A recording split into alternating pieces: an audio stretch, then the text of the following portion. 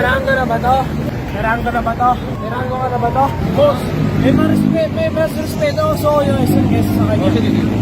Anim na katao ang sugatan kabilang ang 2 tauhan ng MMDA matapos na managasa at mag-amok ang isang driver ng SUV sa Quezon City.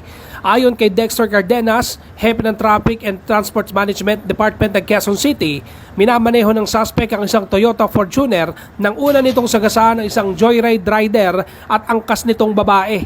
Sumunod naman binangga ng suspect ang Center Island ng Quezon Avenue at ang isang mag-asawang magkaangkas din sa motorsiklo. Sa lakas ng pagkakabangga ay nawasak ang likurang bahagi ng SUV. Sinubukan umano ng suspect na tumakas pero hinabol ito at nahuli ng mga tauhan ng MMDA. Nang kukunin na ang lisensya ng driver ay bigla na lamang itong nagwala at sinaktan ang mga traffic enforcer ng MMDA. Na-apprenta po siya. Tapos nung nandito na po, nagmumura na po yung driver ng Fortuner.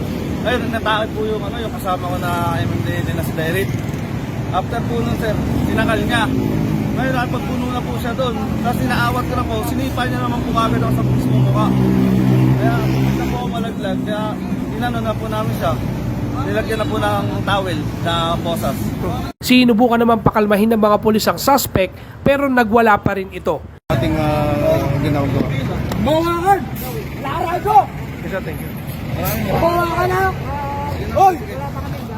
Boss! Hoy! Nasakadaan ka dyan, sir. Sakay na kaya.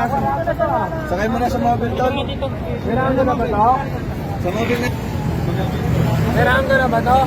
Wag! Ha? Wag! Tirahan ko na ba to? Wag! Halika na. Upo ka lang, pahinga ka lang. Tirahan ko na ba to? Ako, meron ako. Kaya sumunod ka sa attraction. Sige, susunod ako sa'yo, pero hindi sa kanya. Sige.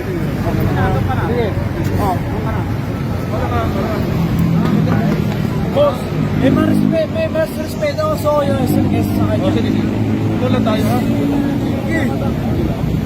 Inaalam pa kung nakainom ang suspect na mangyari ang insidente. Dinala na ang suspect sa QCPD Traffic Sector 1 para isailalim sa investigasyon kung saan naharap ito sa mga patong-patong na kaso.